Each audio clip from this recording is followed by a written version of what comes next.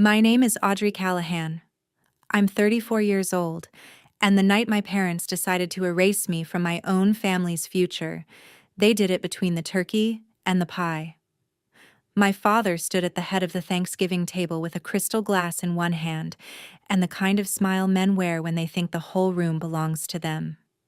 He announced that the company my grandfather built had finally been sold, that the deal was worth $50 million, that our family was entering a new chapter, and that some people at the table had earned the right to celebrate more than others.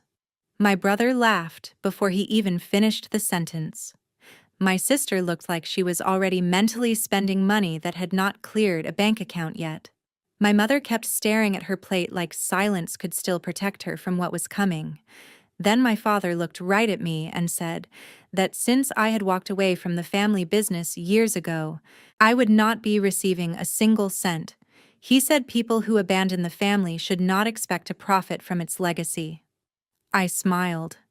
Not because it didn't hurt, and not because I was surprised, but because for the first time all night, he had made this easy.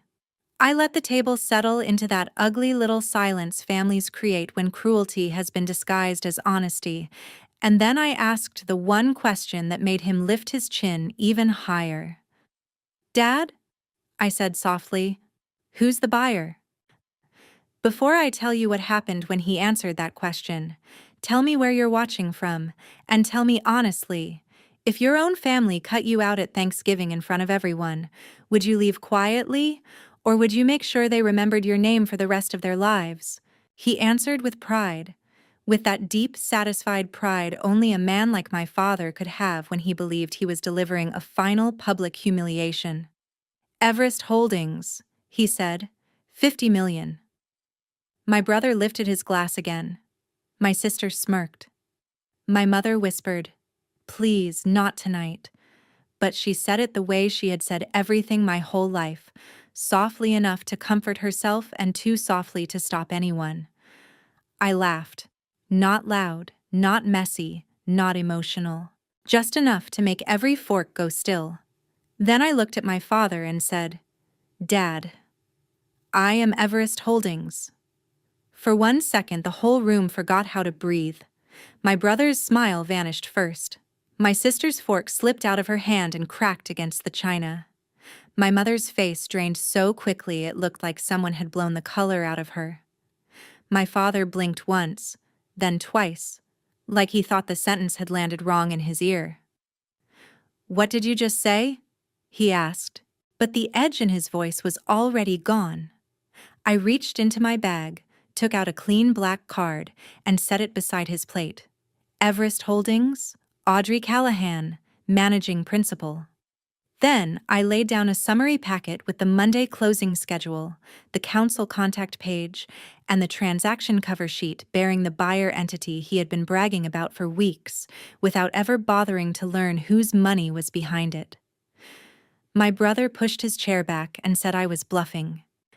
Right then, my phone rang. I looked at the screen, smiled, and hit speaker. "Audrey," said Owen Pierce, the acquisitions lead who had handled the deal under my direction, "just confirming legal sent the final schedules and Monday's 9 a.m. closing is locked unless seller defaults tonight." Nobody at the table moved. I watched the words sink into my father's face one by one. He had not sold the company to a faceless private group. He had sold it to the daughter he spent years training everyone else to underestimate. "You're lying," my brother snapped, but there was no conviction in it now. My sister looked from me to the papers to my father, waiting for him to put reality back together for her. My mother shut her eyes as if she had always feared some version of this moment and was finally seeing the bill come due. My father straightened in his chair and tried to summon the old voice, the one that had ruled our family and company for decades, the one that had turned other people's doubt into obedience. "I'd kill this deal before I handed you that company," he said. I held his gaze and answered, "Then maybe you should have read the debt covenants before humiliating the buyer." My brother actually laughed at that. a short, hard sound like he was trying to deny fear through contempt, but it died as soon as he saw our father's expression.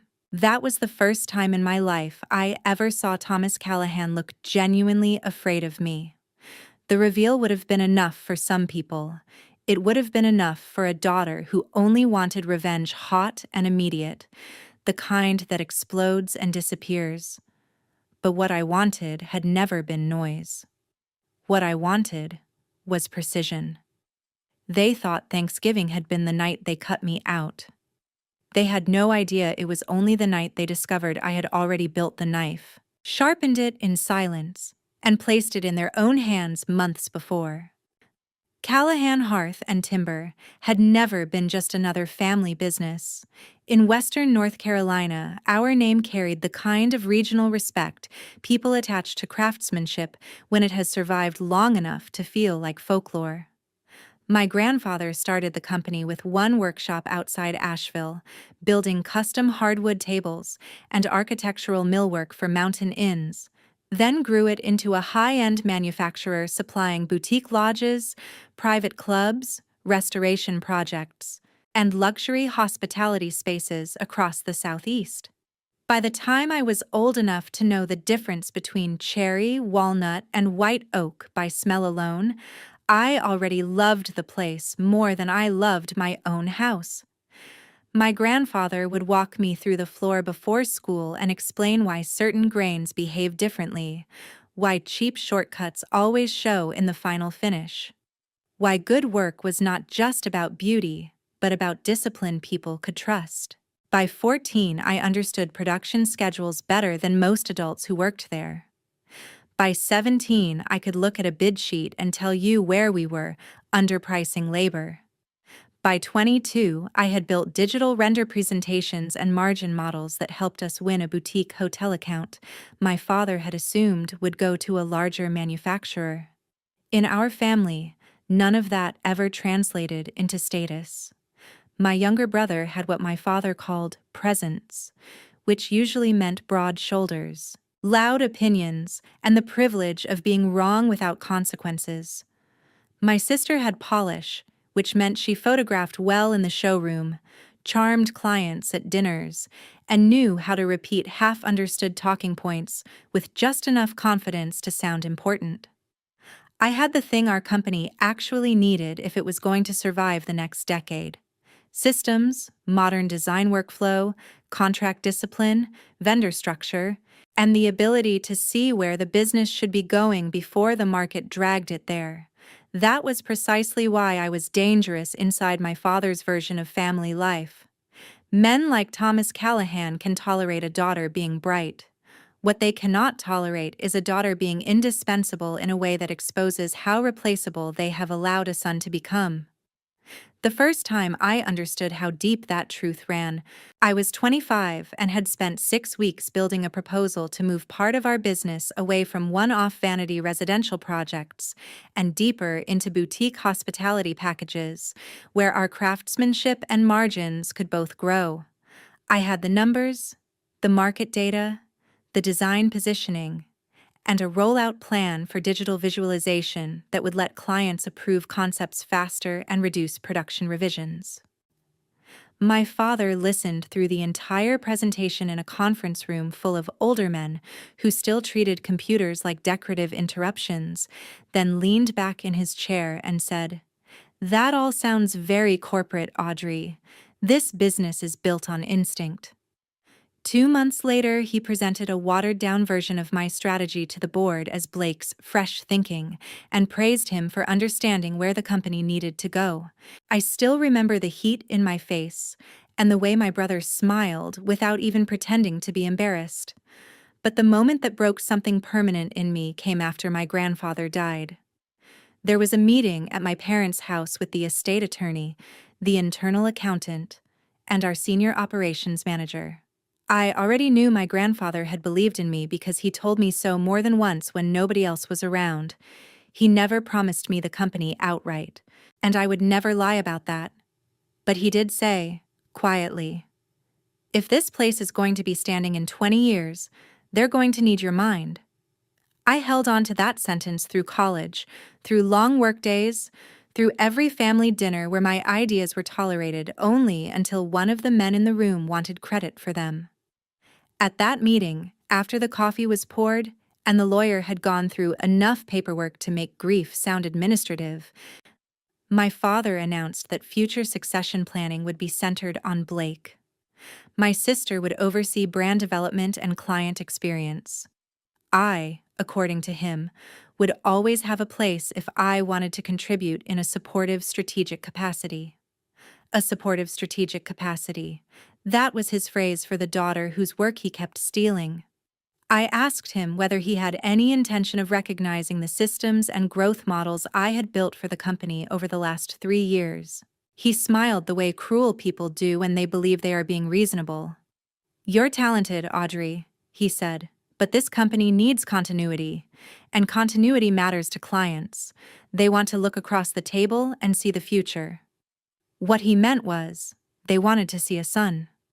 What he meant was no matter how much of the engine I built, he would still hand the keys to someone who could barely drive because that person fit the family portrait in his head. I left Asheville within 3 months. I moved to Austin, slept on a friend's couch for 6 weeks, took freelance commercial interior drafting jobs, then contract project work, then eventually built what became Juniper Row Studio, a design and procurement company for boutique hotels, restaurants, and mountain hospitality spaces. I worked like a woman who had been publicly erased and had decided to turn absence into leverage. I did not become successful overnight, and that matters because I never wanted a story where I just got lucky. I built client by client, project by project, learning where hospitality buyers were desperate for reliable custom fixture partners who understood aesthetics and execution at the same time. Juniper Row grew because I could do what my father never understood. I could marry beauty to systems. 3 years later, I landed a multi-property lodge group that turned my company from respectable to valuable. 4 years after that, I sold a majority stake to a national design supply platform in a deal that gave me more capital than anyone back home would have believed I could touch. I did not buy a bigger house. I did not go public with my money. I built a holding company. I called it Everest Holdings because by then I had learned something useful. The people who dismiss you most care deeply about names when they think names imply power. I started investing in undervalued American manufacturing and design businesses that had strong bones and weak leadership. Then, through industry channels, I heard my father was quietly shopping Callahan Hearth and Timber. Margins were falling. Maintenance had been deferred. Cash flow was tighter than the company's public confidence suggested. Worse, one of the bidders circling it had a reputation for asset stripping, vendor squeezing, and gutting legacy staff after close. I looked at the file my analyst put in front of me and realized 2 truths at the same time. My father was about to sell my grandfather's legacy from a position of weakness, and if I let someone else take it, the place that taught me what good work meant would become a line item in someone else's collapse plan. That was the day I called my attorney, Rebecca Sloan, and said, "I don't want revenge that screams. I want revenge that signed." Rebecca had been at Stanford Law, top of her class, then New York, then Dallas, then independent by choice because she liked clients who could actually think. She was the first person I ever told the emotional truth of the transaction to. And even then, I told it like a business problem because that was easier than saying out loud that I was still shaped by rooms where I had been treated like extra furniture. She listened without interrupting, then asked the only question that mattered. "If you buy this company," she said, "are you buying it to save it? Or are you buying it to hurt them?" I told her the real answer, not the flattering one. Both, but the company comes first. That was enough for her. We structured the acquisition the right way. Banker intermediary, outside counsel, layered financing, separate special purpose entities, and no mention of my name anywhere my father could see it in the early stage. Owen Pierce handled seller communications. He was smart, polished, impossible to rattle, and exactly the kind of man Thomas would respect without suspecting he was being guided by the daughter he dismissed. The non-disclosure agreement went out.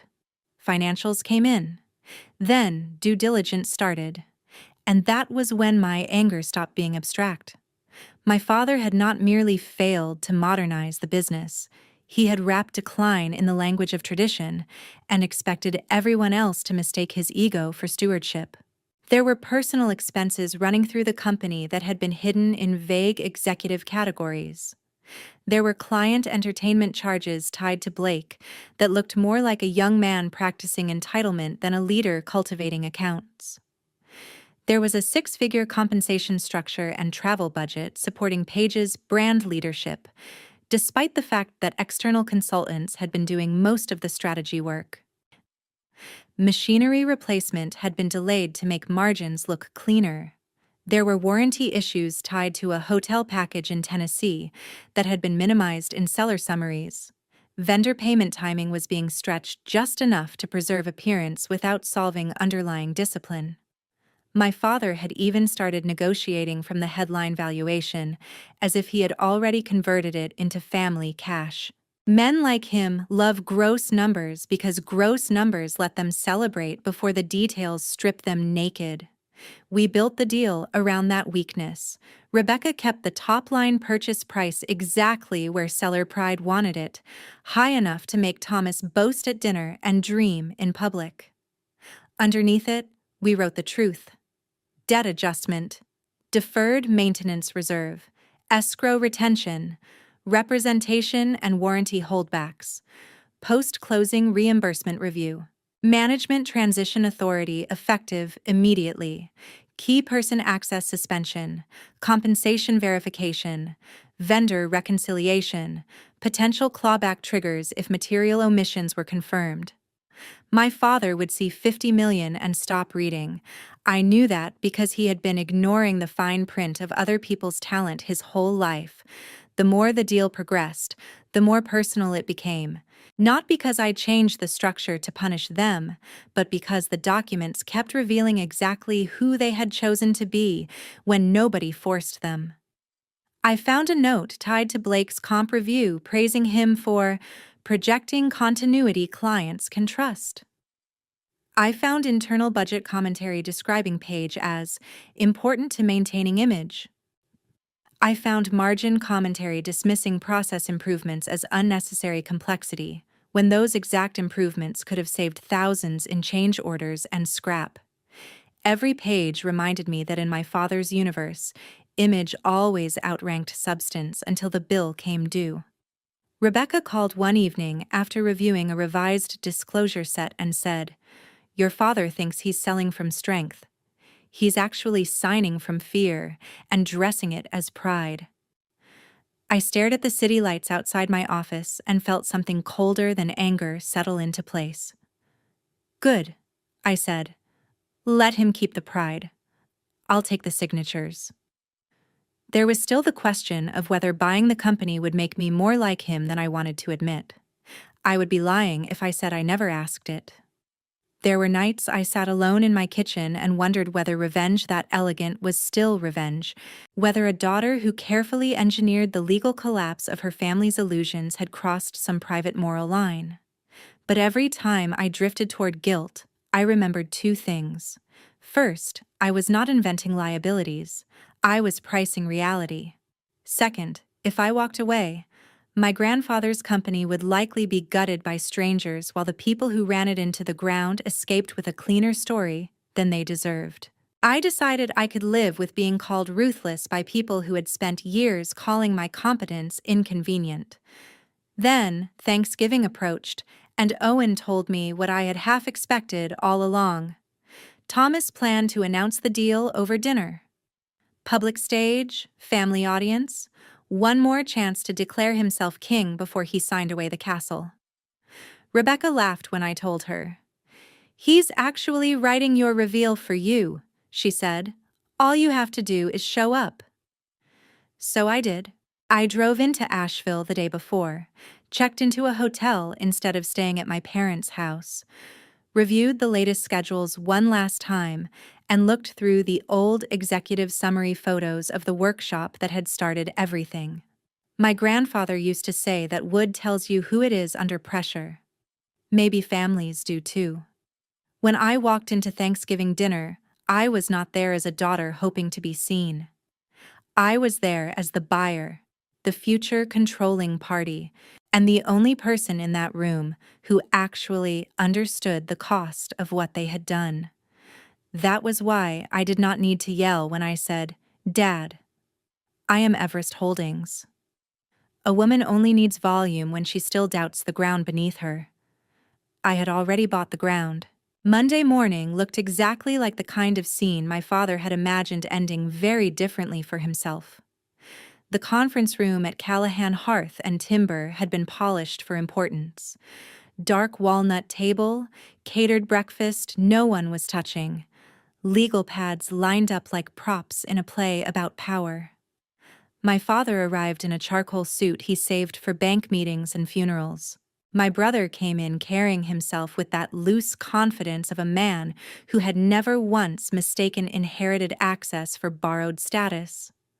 My sister wore cream cashmere and the face of someone still choosing tile finishes for a house she had already decided the sale would buy. My mother sat quietly at the far end, hands folded, not touching coffee, eyes down. I entered with Rebecca, Owen, our finance lead, Everest's operations advisor, and 2 outside specialists. The moment my father saw the room fill around me instead of around him, the energy shifted. He was still trying to decide whether he could reclaim authority through performance. Rebecca made sure he never found out. Formalities were brief. Owen congratulated everyone on reaching the closing stage, summarized the transaction sequence, then handed the floor to Rebecca for the purchase price mechanics. She started exactly where my father wanted her to start. As reflected in the purchase agreement, she said, "The enterprise value for the transaction is $50 million. My father exhaled very slightly. Blake leaned back in his chair. Paige almost smiled. Then Rebecca kept talking. She walked them through net debt. She walked them through machinery replacement reserves tied to deferred capital expenditures at the primary production site. She walked them through pending warranty exposure on hospitality installs that had not been fully disclosed in earlier summaries. She walked them through escrow retention, indemnity holdbacks, and reimbursement review tied to unauthorized executive and quasi-executive spending. With every sentence, the real number shrank. Not on paper, not technically, but in the only place that mattered to people like my family, in their fantasies. Blake interrupted first, saying the expense treatment was unfair.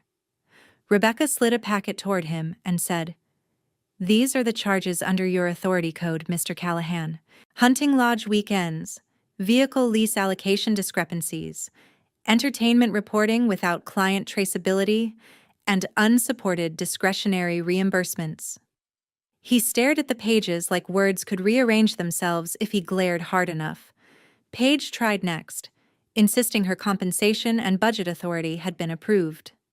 Owen answered in the same calm tone he used for banker calls. Approved is not the same as justified. My father stepped in after that, declaring the adjustments excessive, the reserves punitive, the holdbacks insulting. Rebecca did not even blink. "They are standard responses to verified risk," she said. "The issue is not whether the schedules are harsh. The issue is whether the disclosures were complete."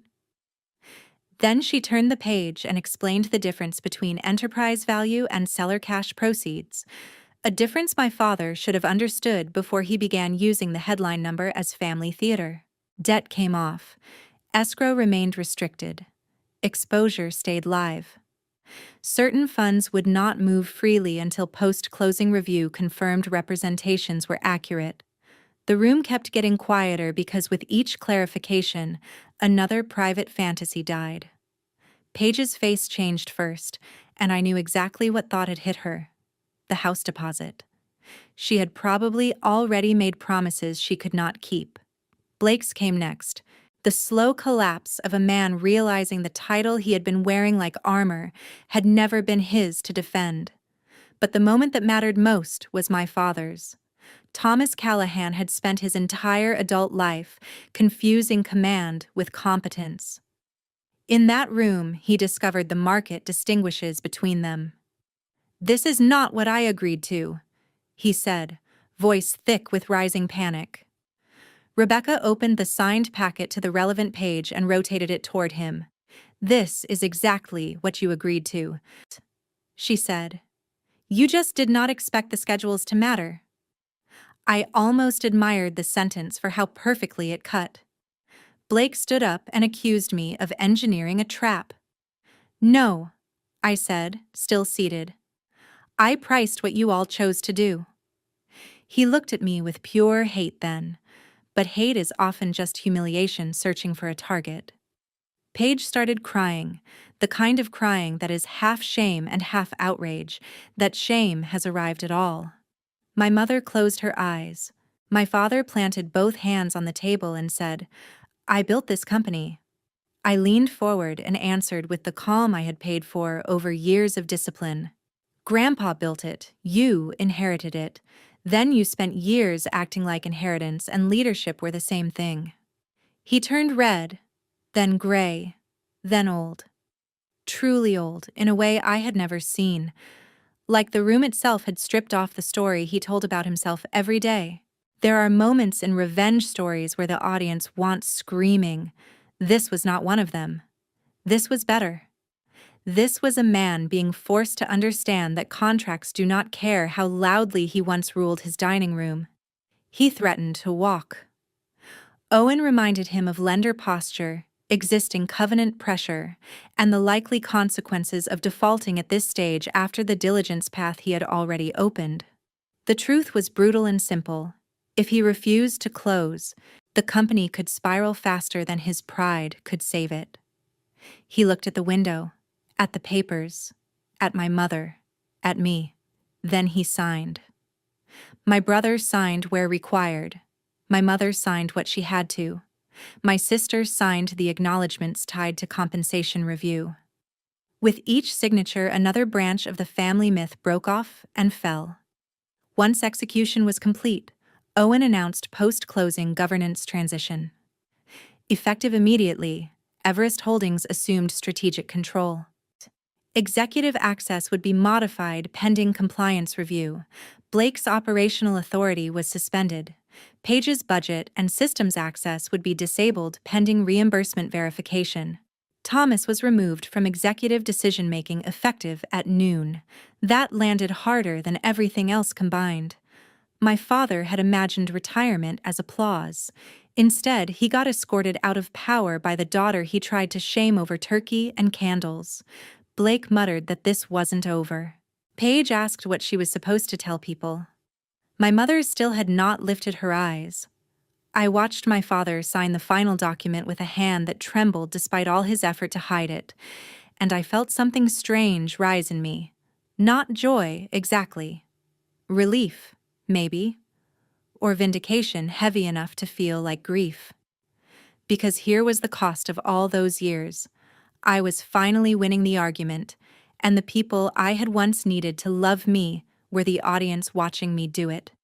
Before lunch, facilities deactivated Blake's badge. IT cut Paige's email.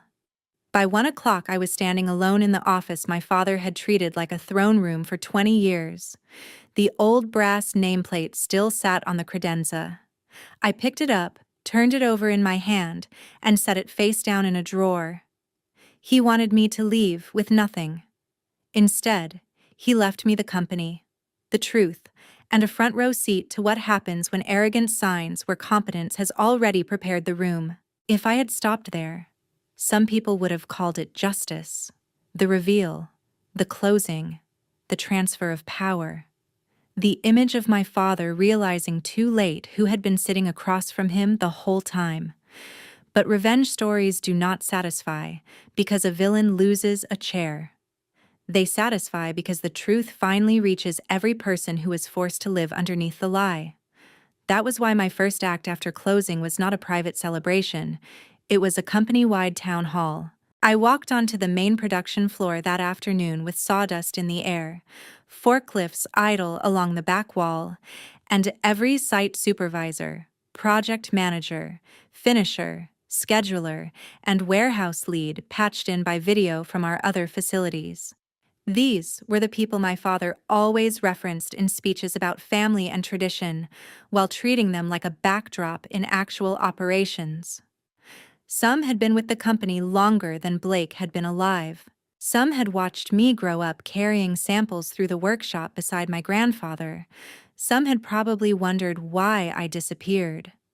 All of them had spent the last few years living inside the uncertainty created by leadership that confused image with control. I stood at the front where my father used to make announcements and told them the truth in plain language. Everest Holdings had acquired Callahan Hearth and Timber. There would be no mass layoffs. Deferred equipment upgrades were being approved immediately. Vendor payment discipline would be stabilized. Warranty review would be handled honestly. Every facility would move to real production visibility, real job costing, real schedule control. We were going to protect the people who actually knew how to make things and stop subsidizing the people who only knew how to inherit them. Nobody clapped at first, and I respected that. Workers who have been fed polished nonsense for too long do not owe instant trust. Then one of the older mill supervisors in the back, a man who had known my grandfather, raised his hand and asked, "Are you actually going to fix the edgebander issue at Plant 2? Or is this another speech?" I looked right at him and said, "Purchase order is already drafted. Replacement approval went through at 11:30. The room changed after that. Not dramatically, not like a movie. It shifted the way rooms shift when people realize the person speaking has done the homework. Afterward, a few managers approached to ask careful questions about schedules, staffing, vendor terms. None asked whether I belonged there. That mattered more than they probably knew. Blake cornered me in the hallway outside the executive offices 30 minutes later. He came in hot, jaw tight, chest forward, still performing masculinity as if posture might reverse paperwork. He said I had done all this because I hated him, because I could never stand that Dad trusted him more, because I had always needed to prove something. I let him finish because men raised like Blake confuse being interrupted with being defeated. Then I said, "No. I did this because you kept getting rewarded for being less capable than the people cleaning up after you." That landed. He took a step closer and said Dad had spent years preparing him to lead. "That's exactly the problem," I replied. "He prepared you to be chosen, not to be good." He laughed then, bitter and ugly, and said I talked like somebody who had forgotten where she came from. "No," I said. "I'm the only one here who remembers what this place was supposed to be."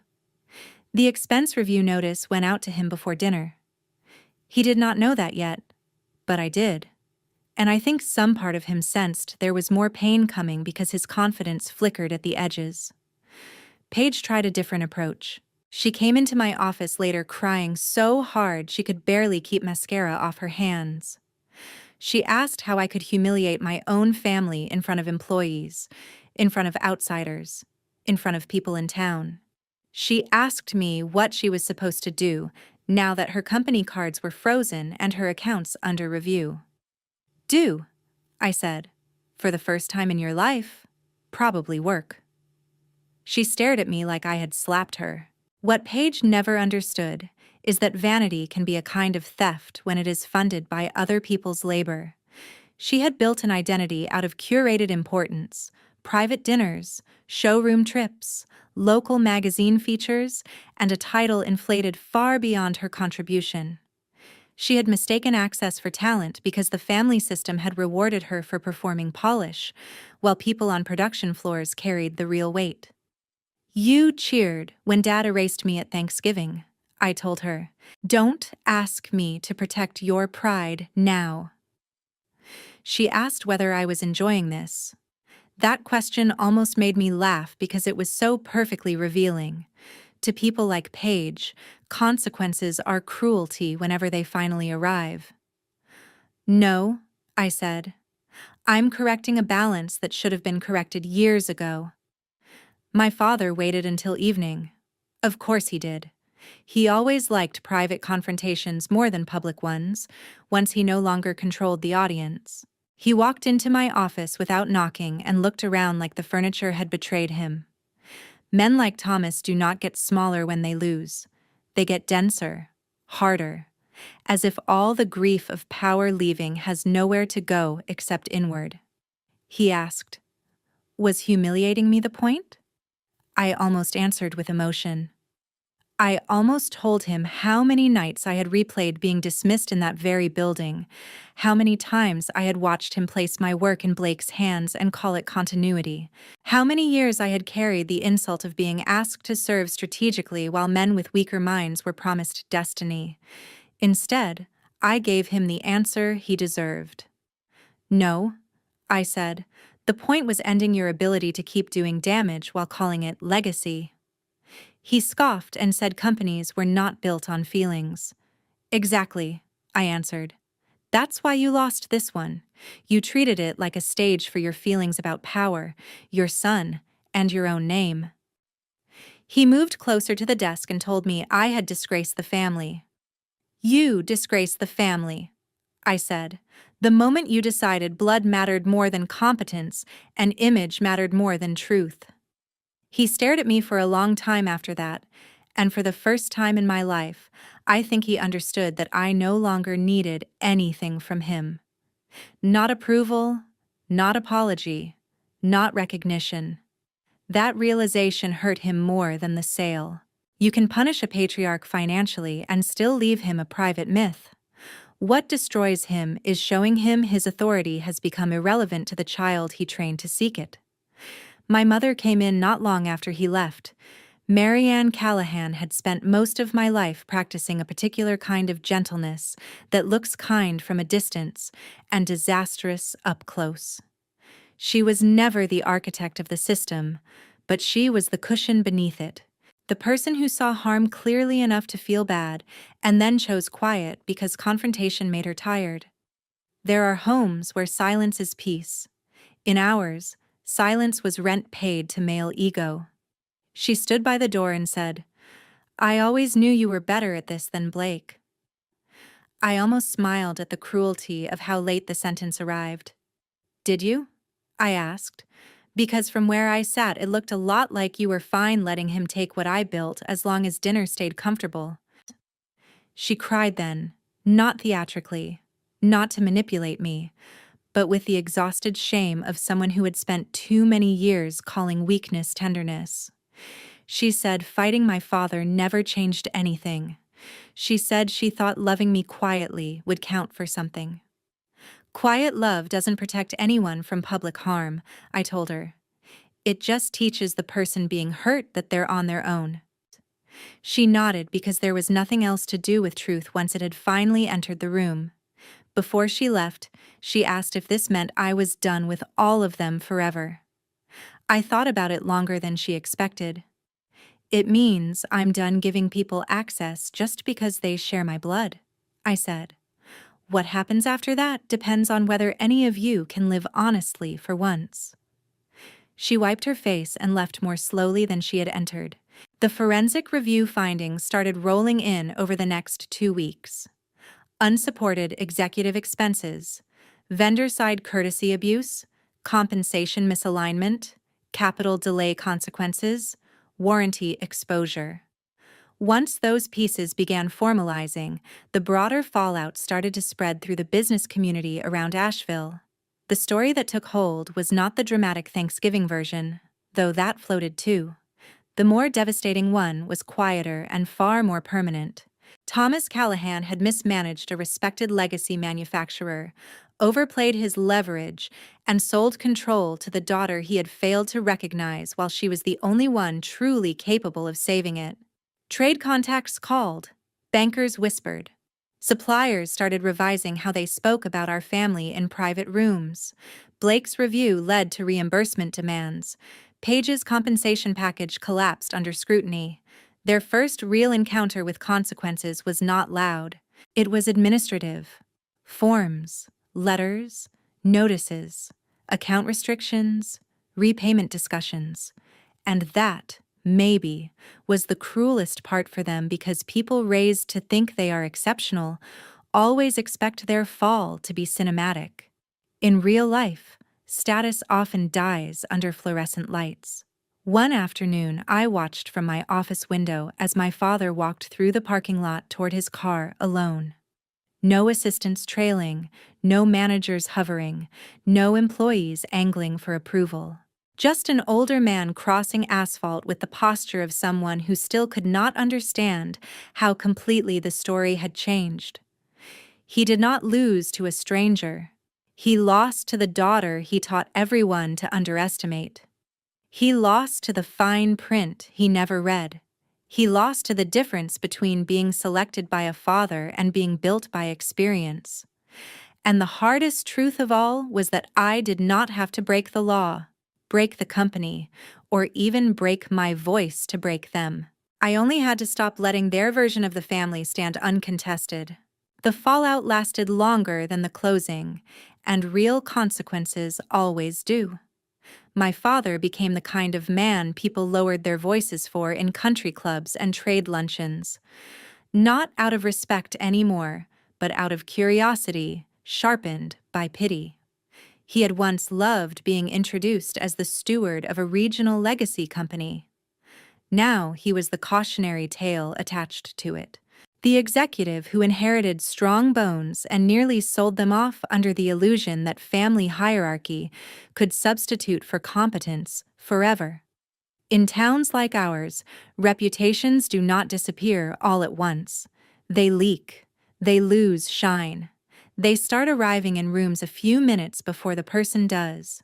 Thomas Callahan still wore good suits, still straightened his back, still tried to sound authoritative when he spoke.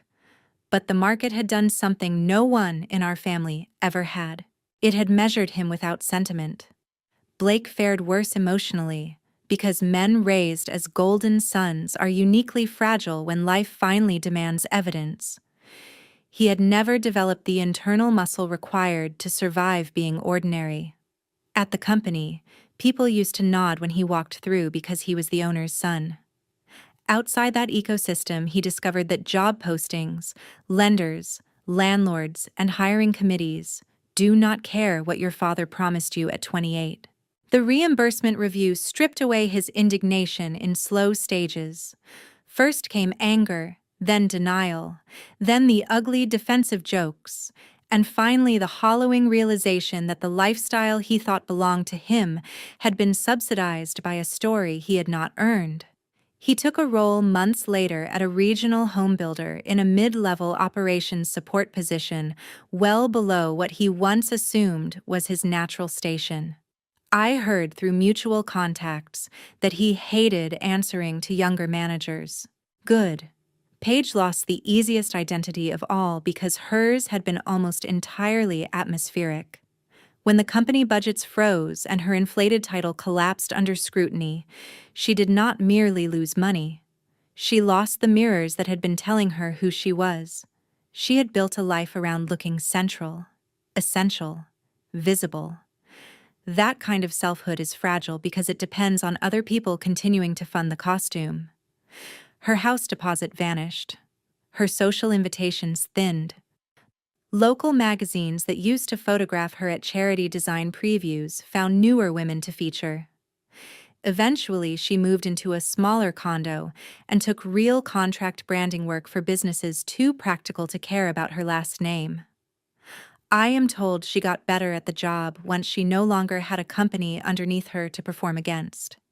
Pain sometimes does what comfort never bothers to attempt. It introduces people to themselves. My mother's consequence was quieter and, in some ways, sadder. She did not lose position the way the others did because her power had always been indirect, emotional, ambient, the kind that works by not intervening. But she lost the illusion that gentleness is automatically innocence. Over the months after the sale, she wrote me 3 letters. The first apologized without specificity, the way people do when they want forgiveness more than truth. The second contained more truth, but still leaned on her exhaustion as explanation. The third was the only one I kept. In it she wrote, "You were never difficult to love. You were difficult for this family to control." I read that sentence twice, then folded the letter and placed it in a drawer. I did not cry. Not because it meant nothing, but because by then I had learned something women in stories like mine are rarely allowed to keep without apology. Closure does not have to look like reunion. Sometimes it looks like finally hearing the truth and still refusing to hand the speaker keys to your peace. On the business side, I did what I should have been allowed to do years before. I rebuilt the company on purpose. We replaced failing machinery, modernized scheduling, tightened job costing, reset vendor relationships, created design-build packages for boutique hospitality clients, and put actual performance dashboards in front of managers instead of intuitive storytelling and wishful ego. We brought in a plant systems consultant who had no emotional attachment to the old chaos and empowered supervisors who had spent years knowing what needed to change without having the political safety to say it. I restored the apprenticeship path my grandfather cared about and built a talent track for digital fabrication and finish specialization, because the future of craft is not nostalgia. It is excellence strong enough to survive technology by integrating it wisely. The most meaningful thing I created was the Walter Callahan Craft and Trade Scholarship in my grandfather's name. It funded trade school, technical certifications, woodworking apprenticeships, industrial design coursework, and supply chain training for employees' kids and for junior staff who wanted to grow. The day we announced it, one of our longest-serving finishers cried. He told me my grandfather would have liked that more than any of the headlines. He was right. That mattered more to me than humiliating my father ever could have. And that is where the heart of the story really lives, because despite everything, the most satisfying revenge was not watching my family lose the company. It was watching the company survive them. People often ask whether I forgave them. The answer is complicated enough to be real. I forgave enough to stop carrying them in my nervous system. I forgave enough to sleep. I forgave enough to build without needing their collapse every day as fuel. But I did not forgive in the way small-town morality loves to demand from daughters who were mistreated. I did not restore automatic access. I did not pretend apologies erase structures. I did not invite my father to advise me, my brother to reclaim space, my sister to drift back into image management, or my mother to shelter herself in proximity to my success after years of hiding from conflict. Forgiveness and access are not the same thing. Compassion and trust are not the same thing. Family and entitlement are certainly not the same thing. That may be the most important lesson in all of this, the one I hope actually helps people instead of merely entertaining them. Too many people are taught that loyalty means enduring whatever your family chooses to do to you, that being the capable one means absorbing more harm because you can survive it, that peace is whatever keeps the loudest person in the room from feeling challenged. None of that is peace. It is convenience dressed as virtue. Silence is not always kindness. Sometimes silence is collaboration with the person doing the damage. And boundaries are not cruelty, simply because the people who benefited from your lack of them suddenly feel cold. The people most offended by your standards are often the ones who profited from your self-doubt. I learned that too late for my childhood, and just in time for the rest of my life. About a year after the sale, I ran into my father at a regional hospitality manufacturing conference in Charlotte. He was standing alone near a coffee station, looking not ruined exactly, but reduced to human scale, which for a man like him feels like ruin. He asked if the company was doing well. "Yes," I said. He nodded once and said, "Your grandfather would have been proud." I looked at him for a long moment because there it was, the closest thing to surrender I was ever likely to receive. Not an apology, not accountability in full, but a recognition stripped of his old ability to keep it from me. "He should have heard that from you when it mattered," I said. He didn't argue. He just stood there with a paper cup in his hand and the strange, empty dignity of someone finally forced to live without the myth that carried him for years. I left him there. Not vindictively, not dramatically. Just because there was nothing else to do. The family I thought I was fighting to belong to had been gone long before Thanksgiving. What remained after everything burned off was simpler and more useful than belonging. It was self-respect. It was discernment. It was the understanding that love without truth becomes manipulation, that legacy without merit becomes decay, and that a person can honor where they come from without surrendering to the people who misused it. I got the company back. I got the truth back. I got my grandfather's work back from the hands that would have sold it for applause, and spent the future before the wire even cleared. But what mattered most was this. I got myself back from the family story that had made me small in order to keep other people comfortable. So here is the lesson I would leave with anyone still trying to earn a place at tables that only value obedience. Do not confuse being needed with being loved. Do not confuse being tolerated with being respected. Do not confuse shared blood with shared character. And never let anyone convince you that protecting your dignity is betrayal, just because your dignity inconveniences the role they wrote for you. If your family only celebrates you when you stay useful, silent, and smaller than the people they already chose, then the most powerful thing you can do is build a life where their permission is irrelevant. Tell me honestly, if you were in my place, would you have forgiven them and let them back in, or would you have let them live with exactly what they built?